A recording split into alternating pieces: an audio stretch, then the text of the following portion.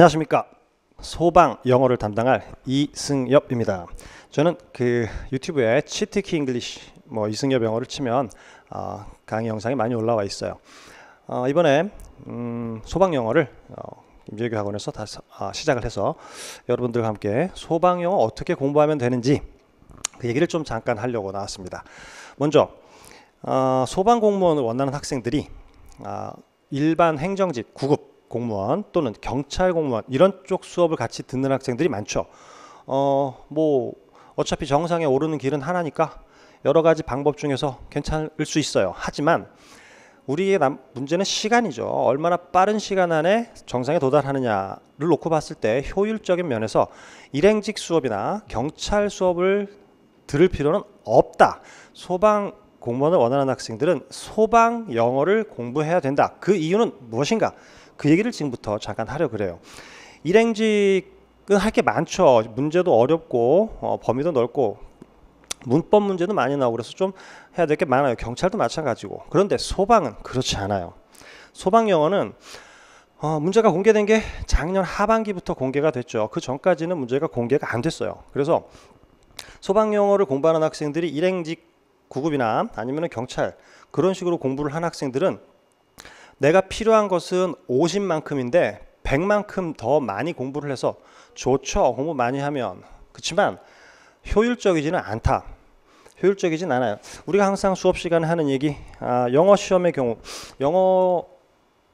저는 영어 시험 75점만 맞으라고 합니다. 더 이상 하려고 하지 말라고.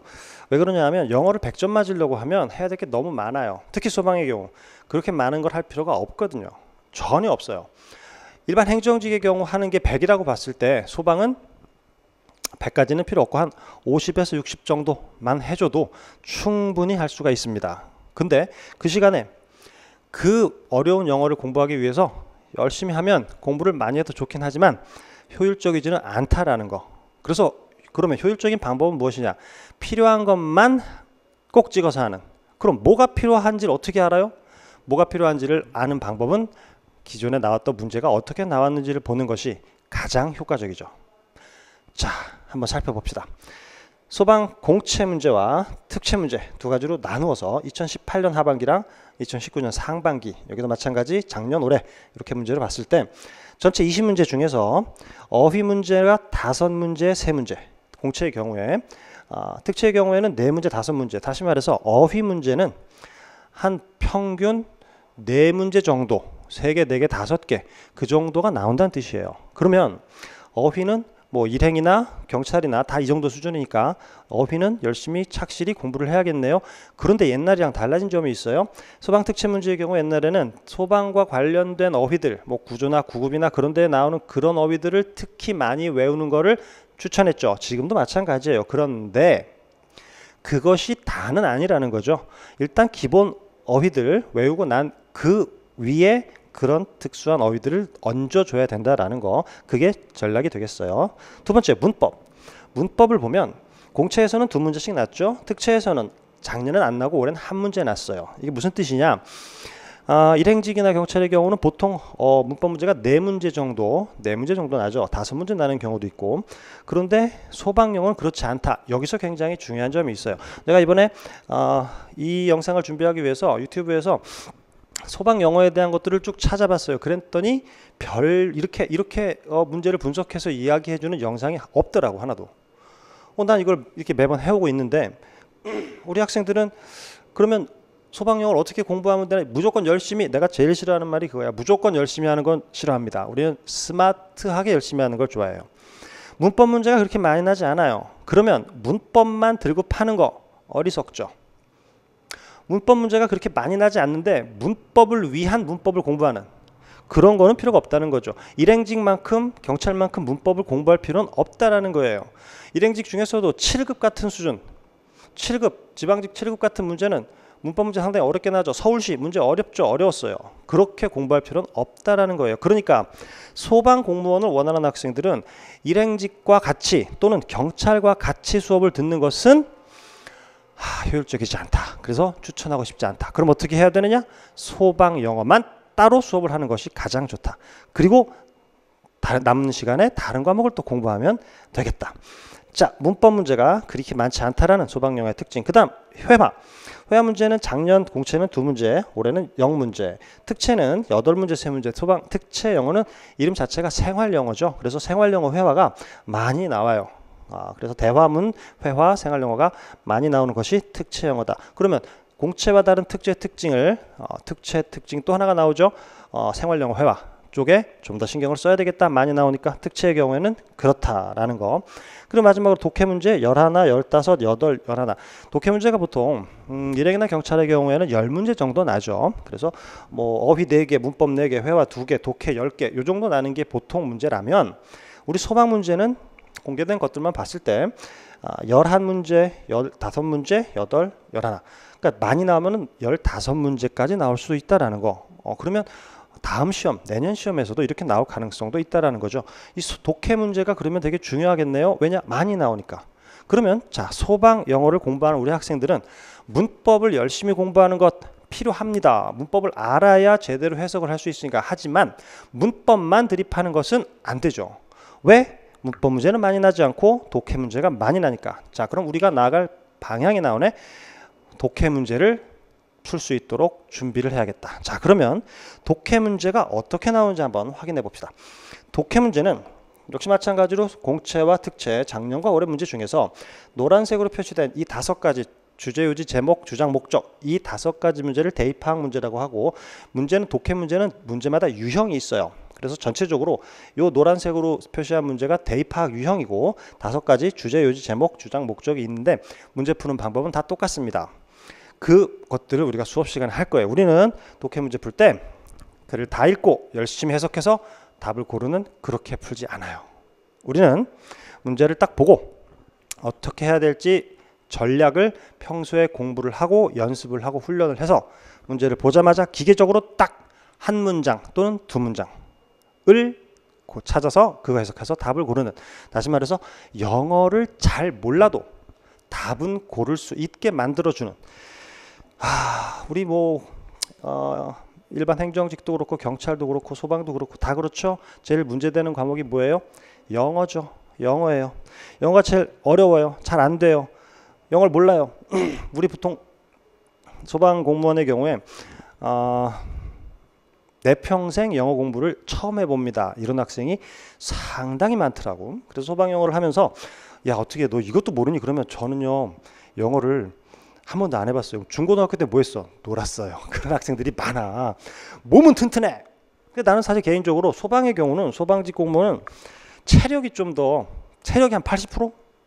시험은 한 10%? 나머지 10%한 인성? 그런 걸 봐야 된다고 보는 사람인데 영어 시험이 있으니까 일단은 이걸 잘 봐서 합격을 해야 되니까 우리 모토는 그거야.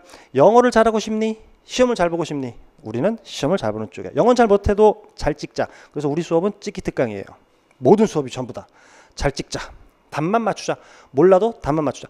불법적인 일이 아니라면 답만 맞아서 합격하는 것이 우리가 해야 될 가장 최선의 방법. 자, 대입학 5가지 유형들은 한 문제나 2문제 그래서 골고루 분포가 돼 있어요. 이건 별로 그렇게 어려운 것도 아니고 학생들이 제일 만만하게 하는 부분들인데 여기서의 가장 핵심은 뭐냐? 빠르게 한 15초에 한 문제씩 푸는 거. 왜냐하면 한 문장 정도 보고 풀 거니까 그 방법을 수업 시간에 가르쳐 주겠다. 자, 2번째 가운데 있는 내용일치. 이 내용일치 부분이 또 하나의 유형이에요. 이 내용일치 유형은 일행직이나 경찰에서는 상당히 많이 나와요. 근데 소방에서는 별로 안 나왔죠. 0, 1, 1, 4. 자, 여기서 소방 특채 문제가 4문제가 많이 나왔던 그런 적이 한 번 있었고, 지칭 추론과 연결어 추론 이런 문제들은 연결어는 빈칸이라고 볼 수도 있는데 중간에 연결되는 말 넣는 것들, 이것들도 그렇게 어려운 문제 유형은 아니고 한 문제 정도 났죠. 자, 문제는 보라색으로 색칠되어 있는 마지막 부분, 여기는 빈칸과 문맥, 낱말, 순서, 흐름, 무관, 문장삽입 요것들인데 요 밑에 있는 4가지를 일관성 유형이라 그래요. 빈칸은 또 따로 빈칸 유형이고, 근데 여기다가 왜 색깔을 보라색으로 쳤느냐? 어렵기 때문이죠. 모든 학생들이 가장 어려워하는 이 문제들 어떻게 났어요? 0, 하나, 둘, 셋, 0, 하나, 0, 하나, 둘. 자, 이 정도.